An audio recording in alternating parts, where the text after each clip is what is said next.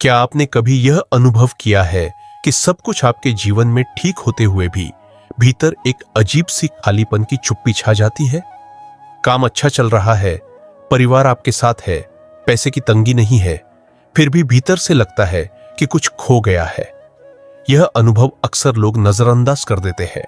वे सोचते हैं कि यह बस मूड का उतार चढ़ाव है या थकान है, लेकिन परमहंस योगानंद ने इस अवस्था को जीवन का सबसे खतरनाक संकेत बताया है।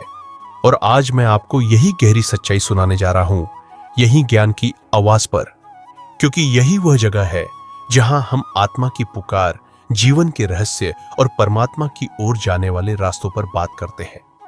हमारे मन की सबसे बड़ी समस्या यह है कि यह हमें धीरे धीरे बांधता है। यह कभी अचानक से नहीं कहता कि तुम गिर रहे हो, यह चुपचाप तुम्हारे भीतर से आनंद चुरा लेता है। और जब आनंद चला जाता है तो जीवन केवल एक आदत बन जाता है। आप सुबह उठते हैं, वही काम करते हैं, वही बातें करते हैं, वही हंसी दिखाते हैं, लेकिन सब नकली लगता है। भीतर कोई सच्ची ऊर्जा, कोई सच्चा उत्साह नहीं रहता। यही सबसे खतरनाक है, क्योंकि यही वह स्थिति है जिसमें आत्मा परमात्मा से दूर होने लगती है। परमहंस योगानंद ने कहा था कि मनुष्य की असली पहचान उसका शरीर नहीं, बल्कि उसकी आत्मा है। और आत्मा का स्वभाव है प्रेम, आनंद और शांति। जब ये तीनों जीवन से गायब होने लगे तो समझ लीजिए कि भीतर कोई बड़ी गड़बड़ी हो रही है। यह मनोविज्ञान का संकेत बाहर से सामान्य लगता है। लोग आपको देखेंगे तो कहेंगे सब कुछ तो ठीक है, लेकिन आपको खुद पता है कि भीतर एक अजीब सी थकान है। यह थकान शारीरिक नहीं होती, यह आत्मा की थकान होती है। और यही वह क्षण है जब हमें सतर्क हो जाना चाहिए। मनुष्य अक्सर इस खालीपन को छुपाने के लिए बाहरी साधनों का सहारा लेता है। कोई व्यक्ति पार्टियों में जाने लगता है, कोई शॉपिंग में डूब जाता है, कोई रिश्तों में बार बार बदलाव करने लगता है, तो कोई काम में इतना व्यस्त हो जाता है कि सोचने का समय ही न मिले। लेकिन यह सब उपाय केवल अस्थायी है। जैसे किसी जख्म पर पट्टी बांध दी जाए, लेकिन उसके अंदर का झर न निकाला जाए। असली इलाज यह नहीं है कि आप बाहर कुछ बदले, असली इलाज है भीतर जाकर उस खालीपन को पहचानना। योगानंद कहते थे कि यह खालीपन वास्तव में आत्मा का रोना है। आत्मा कह रही होती है, तुम मुझे भूल गए हो, तुमने परमात्मा से मेरा संबंध काट दिया है। यह संकेत इतना खतरनाक इसलिए है क्योंकि यह धीरे धीरे आदत बन जाता है। एक दिन, 2 दिन, 1 हफ्ता, फिर महीनों तक आप इसी अवस्था में जीते रहते हैं। और धीरे धीरे आत्मा की आवाज इतनी धीमी हो जाती है कि आपको सुनाई ही नहीं देती। तब आप सोचते हैं कि यही सामान्य है। आप समझ ही नहीं पाते कि जीवन आनंदमय होना चाहिए। आप मान लेते हैं कि बोझिलपन ही जिंदगी का असली रूप है। यही सबसे बड़ा खतरा है, क्योंकि यही आत्मिक मृत्यु की शुरुआत है। लेकिन यहां पर एक गहरी सच्चाई है। यह संकेत चाहे कितना भी खतरनाक हो, यह दरअसल परमात्मा की ओर से एक चेतावनी भी है। यह खालीपन हमें जगाने के लिए आता है। यह हमें बताता है कि अब समय आ गया है अपने भीतर लौटने का। योगानंद जी कहते थे कि जब आत्मा दुखी होती है तो यह दुख असल में भगवान की पुकार है। यह हमें याद दिलाता है कि हम यहां केवल खाने पीने, कमाने और मर जाने के लिए नहीं आए हैं। हमारा असली उद्देश्य है अपने भीतर के दिव्य आनंद को पाना। और अगर यह आनंद चला गया है तो हमें उसे वापस लाना ही होगा। तो सवाल यह है कि हम इस संकेत को कैसे पहचानें और इससे कैसे निकले। इसका पहला उपाय है सच को स्वीकार करना। अक्सर लोग खुद से झूठ बोलते हैं। वे कहते हैं, नहीं मैं ठीक हूं, बस थोड़ा तनाव है। लेकिन भीतर की आवाज जानती है कि यह सिर्फ तनाव नहीं है, यह आत्मा की दूरी है। इसलिए पहला कदम है ईमानदारी से मान लेना कि हां, मेरे जीवन से आनंद चला गया है। यह मानना ही आधा इलाज है। दूसरा कदम है शांति के क्षण बनाना। जब जीवन खालीपन से भर जाता है तो हमें बाहर का शोर और भी ज्यादा घेर लेता है। हम टीवी, मोबाइल, सोशल मीडिया हर जगह भागते हैं ताकि भीतर का सन्नाटा न सुनाई दे। लेकिन असली उपाय है थोड़ी देर रुकना, मौन में बैठना। भले ही शुरुआत में कठिन लगे, लेकिन जैसे ही आप थोड़ी देर शांत बैठते हैं, आप भीतर से उस आवाज को सुनने लगते हैं जो अब तक दबाई हुई थी। यही आवाज आपको मार्ग दिखाने लगती है। तीसरा कदम है प्रार्थना और ध्यान। योगानंद ने कहा था कि ध्यान वह पुल है जो आत्मा को दोबारा परमात्मा से जोड़ता है। जब आप ध्यान में बैठते हैं और दिल से परमात्मा को पुकारते हैं तो धीरे धीरे भीतर का खालीपन प्रेम और शांति से भरने लगता है। ये कोई जादू नहीं है, ये आत्मा का स्वभाव है। आत्मा जैसे ही परमात्मा से जुड़ती है उसका आनंद फिर से जाग उठता है। चौथा कदम है आभार। खालीपन का सबसे बड़ा कारण होता है लगातार कमी पर ध्यान देना। हमें हमेशा लगता है कि यह नहीं है, वह नहीं है, लेकिन जैसे ही हम यह देखना शुरू करते हैं कि हमारे पास क्या है, जीवन, परिवार, स्वास्थ्य, प्रकृति, तो भीतर कृतज्ञता का भाव उठता है और यह कृतज्ञता धीरे धीरे आनंद को वापस लाने लगती है। दोस्तों, यह मनोविज्ञान का खतरनाक संकेत डराने के लिए नहीं है, यह हमें जगाने के लिए है। यह हमें बताता है कि जीवन केवल जीने भर के लिए नहीं है, बल्कि जीवंत होकर जीने के लिए है। अगर आप इस संकेत को पहचान लेते हैं तो समझिए कि आधी लड़ाई आप जीत चुके हैं, क्योंकि पहचान ही पहला कदम है जागृति की ओर। अब सोचिए, अगर आप हर रात सोने से पहले कुछ मिनट अपनी आत्मा से यह पूछें, क्या आज मैं वास्तव में जीवित था? क्या मैंने आनंद को महसूस किया? क्या मैंने परमात्मा को याद किया? तो यह प्रश्न ही आपकी दिशा बदल देगा, क्योंकि धीरे धीरे आपका मन जागने लगेगा और आत्मा की पुकार और गहरी सुनाई देने लगेगी। परमहंस योगानंद जी ने अपने जीवन में बार बार कहा कि सबसे बड़ा खतरा कोई बाहरी समस्या नहीं है, सबसे बड़ा खतरा है आत्मा की नींद। और यह नींद इसी संकेत से शुरू होती है, जब आनंद गायब होने लगे, जब जीवन बोझ लगने लगे। इसलिए आज से ही ठान लीजिए, इस संकेत को अनदेखा नहीं करेंगे, इसे पहचानेंगे, स्वीकारेंगे और इससे निकलने का रास्ता खोजेंगे। जब आत्मा एक बार जागृति की दिशा में कदम बढ़ाती है तो उसके सामने सबसे बड़ी चुनौती आती है, मन की पुरानी आदतें। यही आदतें हैं जो बार बार इंसान को उसी पुराने खालीपन और सुन्नता की ओर खींच ले जाती है। परमहंस योगानंद ने कहा था कि मनुष्य का मन एक बगीचे की तरह है।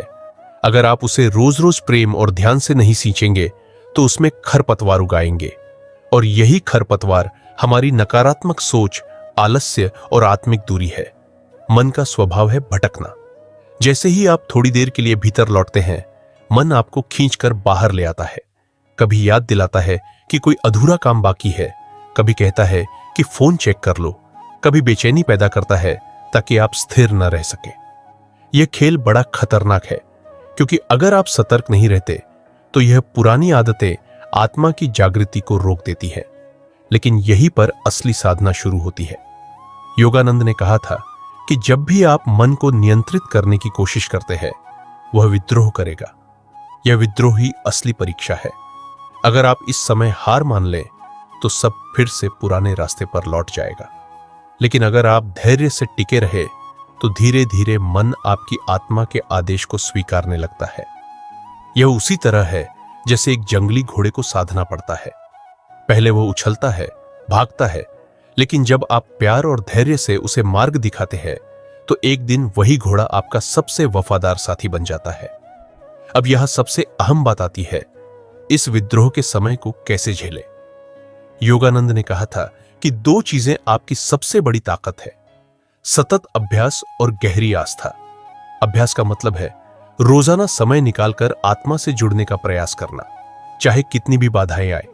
और आस्था का मतलब है यह विश्वास रखना कि चाहे कितनी भी बार मन आपको गिराए, आत्मा का प्रकाश अंततः जीत कर ही रहेगा।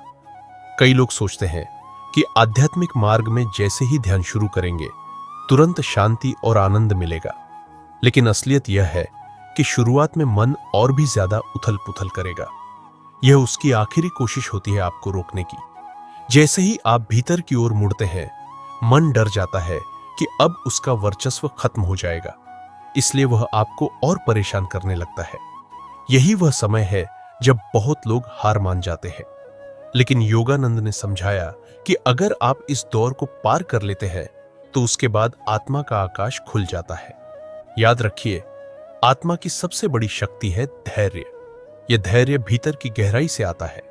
जब आप रोज अपने आप से यह कहते हैं कि मैं अपने असली स्वरूप को नहीं भूलूंगा, चाहे मन कितना भी भटकाए, तो धीरे धीरे भीतर एक मजबूत संकल्प पैदा होता है, और यह संकल्प ही है जो अंततः आत्मा को मन पर विजय दिलाता है।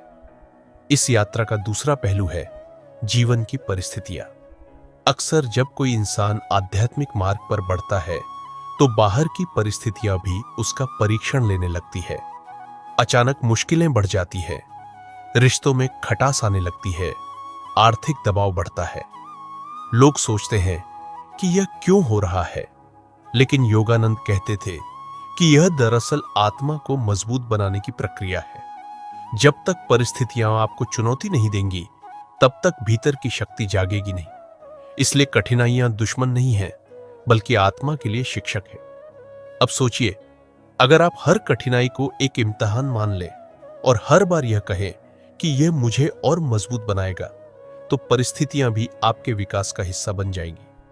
यही मानसिकता आपको उस खतरनाक संकेत से बचाती है जो धीरे धीरे आत्मा को नींद में डाल देता है, क्योंकि अब आप हर चुनौती को चेतना का अवसर मानते हैं, न कि बोझ। एक और महत्वपूर्ण बात जो योगानंद ने बताई वह है संगति। आत्मा को जागृत रखने के लिए हमें उन लोगों, उन विचारों और उन वातावरणों की जरूरत है जो हमें ऊपर उठाए। अगर आपकी संगति लगातार नकारात्मक सोचने वालों की है, जो हमेशा शिकायत करते हैं, आलोचना करते हैं, डर फैलाते हैं, तो धीरे धीरे आपकी आत्मा भी उसी बोझ के नीचे दब जाएगी। लेकिन अगर आप ऐसे लोगों से जुड़ते हैं जो प्रेम, विश्वास और उत्साह से भरे हैं, तो आपकी आत्मा और भी जागृत होती है। यही कारण है कि संतों, गुरुजनों और सकारात्मक वातावरण का महत्व इतना अधिक है। कभी कभी आत्मा की जागृति का मार्ग अकेले भी चलता है। ऐसे समय में किताबें, भजन, ध्यान और प्रकृति आपके साथी बनते हैं।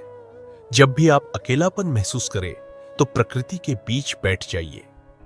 पेड़ों की हवा, पक्षियों की आवाज और धरती की खामोशी, ये सब आत्मा को याद दिलाते हैं कि तुम अकेले नहीं हो। यह संसार भी ईश्वर की अभिव्यक्ति है। जब इंसान आत्मा के मार्ग पर बढ़ता है तो एक और गुप्त चुनौती सामने आती है, अहंकार। योगानंद ने कहा था कि अहंकार मनुष्य की सबसे बड़ी परीक्षा है, क्योंकि यह बड़े ही सूक्ष्म रूप में सामने आता है।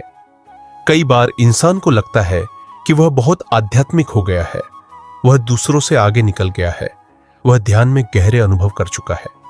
यह भावना बहुत मीठी लगती है, लेकिन यही मीठा जहर है, क्योंकि जैसे ही अहंकार प्रवेश करता है, आत्मा का मार्ग रुक जाता है। अहंकार हमेशा यही कहता है, मैंने किया, मेरी शक्ति है, मेरी साधना महान है। लेकिन आत्मा का मार्ग इसके बिल्कुल विपरीत है। आत्मा हमेशा कहती है, सब ईश्वर की देन है, मैं तो सिर्फ एक माध्यम हूं। जब इंसान अहंकार को पकड़ लेता है तो धीरे धीरे उसकी चेतना संकुचित होने लगती है। बाहर से तो लगता है कि वह आध्यात्मिक व्यक्ति है, लेकिन भीतर से वह वही पुरानी नींद में लौट चुका होता है। यही वह खतरनाक संकेत है जिसके बारे में योगानंद ने चेताया था। इसलिए सबसे जरूरी है विनम्रता। लेकिन विनम्रता का अर्थ यह नहीं कि आप स्वयं को छोटा मान ले। इसका असली अर्थ है यह पहचानना कि शक्ति, ज्ञान, सफलता सब कुछ परमात्मा से प्रवाहित होता है। जैसे नदी अपने जल का श्रेय बादलों को देती है, वैसे ही हमें हर उपलब्धि का श्रेय उस स्रोत को देना है जिससे सब कुछ बहता है। अब सवाल उठता है, अहंकार से बचा कैसे जाए? इसका पहला उपाय है निरंतर आत्मस्मरण। जब भी आप कोई काम करें, चाहे वह साधना हो, सेवा हो या सफलता, तुरंत भीतर यह कहें, धन्यवाद प्रभु, यह आपकी कृपा है। यह साधारण सा अभ्यास धीरे धीरे आपके अहंकार को पिघला देता है। दूसरा उपाय है सेवा भाव। जब आप दूसरों के लिए बिना किसी स्वार्थ के कार्य करते हैं तो अहंकार का स्थान करुणा ले लेता है। सेवा से आत्मा का द्वार खुलता है, क्योंकि सेवा में मैं का भाव मिट जाता है। योगानंद कहते थे कि सच्ची सेवा वही है जिसमें आप स्वयं को भूलकर दूसरों की भलाई को याद रखते हैं। तीसरा उपाय है गुरु या मार्गदर्शक की शरण। जब आपके पास कोई गुरु होता है तो अहंकार को ज्यादा जगह नहीं मिलती, क्योंकि गुरु बार बार आपको आईना दिखाते हैं कि कहां आप भटक रहे हैं। गुरु का आशीर्वाद ही आत्मा को सतर्क बनाए रखता है। अब सोचिए, अहंकार के अलावा आत्मा को नींद में डालने वाला दूसरा खतरनाक संकेत है लापरवाही। जब इंसान कुछ समय तक ध्यान करता है, साधना करता है और थोड़ी सी शांति अनुभव कर लेता है, तो उसे लगता है कि अब सब मिल गया। वह रुक जाता है। यह रुकना सबसे बड़ा खतरा है। योगानंद ने कहा था कि आत्मा की यात्रा तब तक अधूरी है जब तक आप परमात्मा के साथ स्थायी मिलन का अनुभव न कर लें। बीच के अनुभव सिर्फ पड़ाव है, मंजिल नहीं। लापरवाही धीरे धीरे जीवन में उदासी लाती है। व्यक्ति ध्यान छोड़ देता है, प्रार्थना भूल जाता है और सोचता है कि बस इतना काफी है। यही वह समय होता है जब पुरानी आदतें, नकारात्मक विचार और अहंकार फिर से हावी हो जाते हैं। इसलिए आत्मा को हमेशा यात्रा पर बनाए रखना जरूरी है। इसी क्रम में तीसरा संकेत आता है भय। डर आत्मा का सबसे बड़ा दुश्मन है। कभी असफलता का डर, कभी समाज की आलोचना का डर, कभी भविष्य की चिंता। यह डर इंसान को इतना जकड़ लेता है कि वह अपने असली स्वरूप को पहचान ही नहीं पाता। योगानंद कहते थे, डर केवल एक भ्रम है, आत्मा अजर अमर है, फिर डर किससे। लेकिन मनुष्य भूल जाता है और डर को सच्चाई मान लेता है। डर से बचने का एक ही तरीका है, ईश्वर पर विश्वास। जब इंसान हर स्थिति में यह कहने लगता है कि जो होगा प्रभु की इच्छा से होगा और उनकी इच्छा मेरे भले के लिए ही होगी, तो डर धीरे धीरे मिट जाता है। विश्वास का प्रकाश डर के अंधेरे को खत्म कर देता है। अब आइए चौथे संकेत पर, आनंद का खो जाना। आत्मा का स्वभाव है आनंद। अगर आपके जीवन में आनंद खो गया है, अगर आपको हर दिन बोझ जैसा लगता है, अगर छोटी छोटी बातों में चिड़चिड़ापन है, तो समझ लीजिए आत्मा कहीं दब गई है। योगानंद ने कहा था कि आनंद हमारी असली पहचान है। अगर वह नहीं है तो हमें तुरंत भीतर लौटना चाहिए। आनंद को वापस लाने का सबसे आसान तरीका है कृतज्ञता। जब आप रोज छोटी छोटी बातों के लिए आभारी होते हैं, जैसे सुबह की हवा, सूरज की रोशनी, परिवार का साथ, स्वास्थ्य, भोजन, तो आपका हृदय फिर से आनंद से भरने लगता है। कृतज्ञता आत्मा का दरवाजा खोल देती है। और अंत में पांचवा संकेत, प्रेम का सूखना।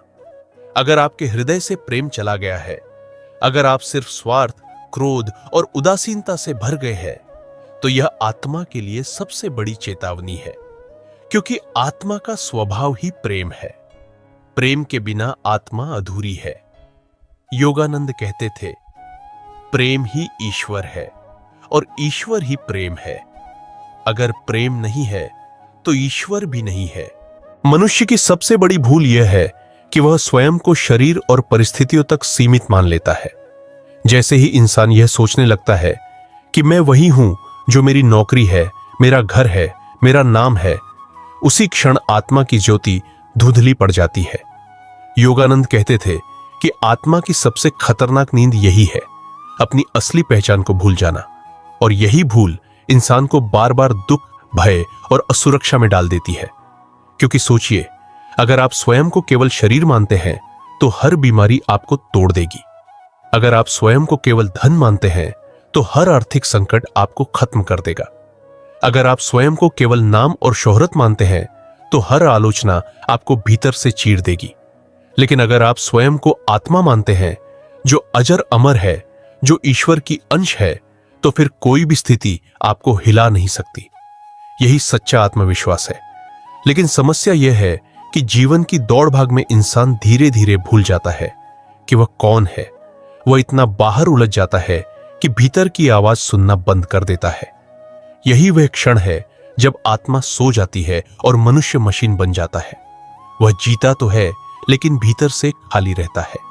यही खालीपन उसे बार बार दुख की ओर खींचता है। अब यहां पर एक गहरी बात समझने की जरूरत है। आत्मा को जगाना कोई एक दिन का काम नहीं है, यह निरंतर साधना है। जैसे कोई बीज मिट्टी में दबा होता है, उसे रोज रोज पानी देना पड़ता है, सूरज की रोशनी चाहिए, देखभाल चाहिए, तभी वह बीज पेड़ बनता है। उसी तरह आत्मा को भी ध्यान, प्रार्थना और सतर्कता का जल चाहिए। अगर एक दिन भी हम लापरवाह हुए तो भीतर के खरपतवार फिर से पनपने लगते हैं। इसलिए योगानंद ने कहा था कि आत्मा की सबसे बड़ी शक्ति है नियमितता। चाहे आप कितनी भी व्यस्तता में हो, चाहे कितनी भी मुश्किलें हों, लेकिन रोज थोड़ा सा समय अपने भीतर के लिए निकालिए। यह समय ही आपको बचाएगा। बहुत से लोग कहते हैं कि हमारे पास ध्यान के लिए समय नहीं है, लेकिन असलियत यह है कि बिना ध्यान के जीवन ही अधूरा है। जिस तरह बिना भोजन के शरीर नहीं चल सकता, वैसे ही बिना आत्मिक भोजन के आत्मा नहीं चल सकती। यहां एक और गहरी समस्या सामने आती है, आसक्ति। आसक्ति हर इंसान के जीवन में किसी न किसी रूप में होती है। कभी की आसक्ति, कभी रिश्तों की, कभी आदतों की, कभी आदर्शों की। और यह आसक्ति इतनी मीठी होती है कि इंसान उसे छोड़ना ही नहीं चाहता। लेकिन यही आसक्ति धीरे धीरे आत्मा की आजादी को छीन लेती है। योगानंद कहते थे कि आसक्ति दुख की जड़ है। इसका मतलब यह नहीं कि हमें दुनिया से भाग जाना है। इसका अर्थ है दुनिया में रहते हुए भी भीतर से स्वतंत्र रहना।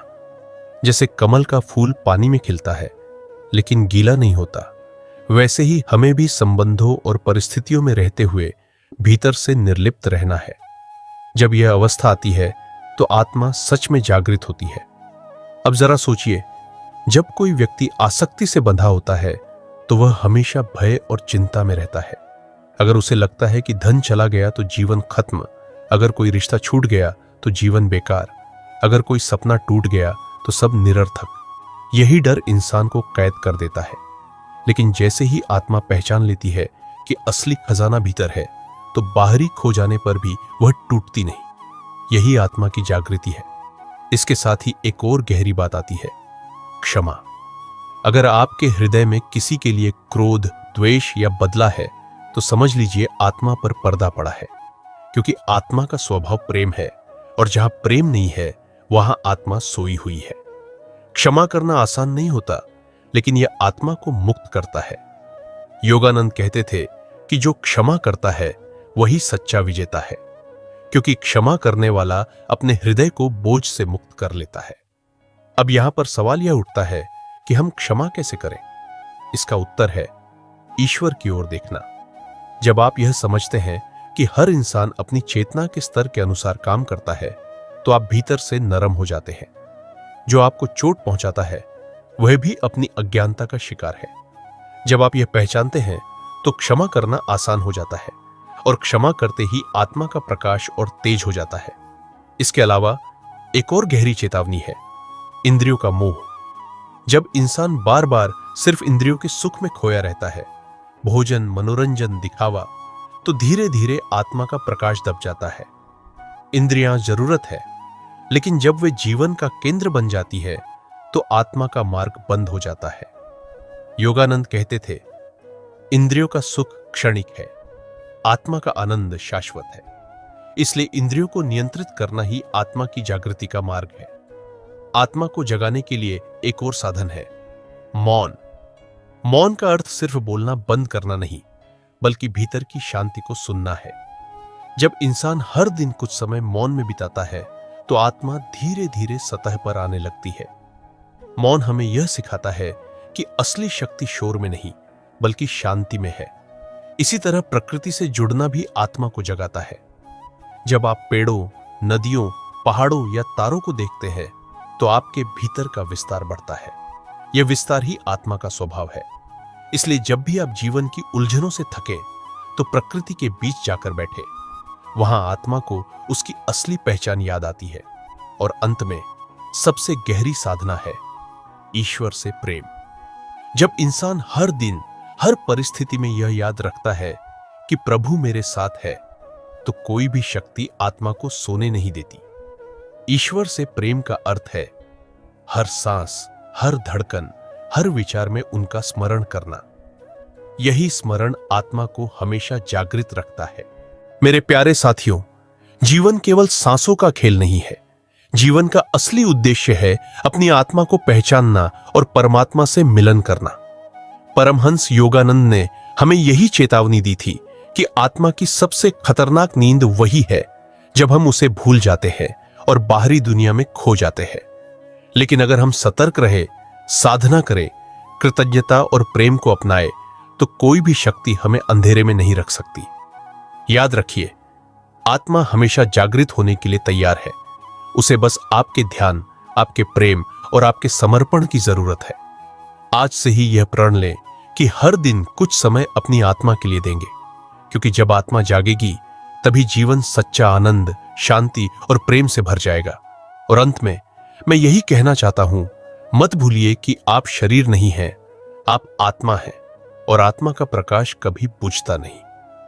दोस्तों, अगर इस यात्रा के शब्दों ने आपके हृदय को छुआ है तो याद रखिए, यह है ज्ञान की आवाज, जहां से हम सब मिलकर आत्मा की रोशनी की ओर बढ़ते हैं।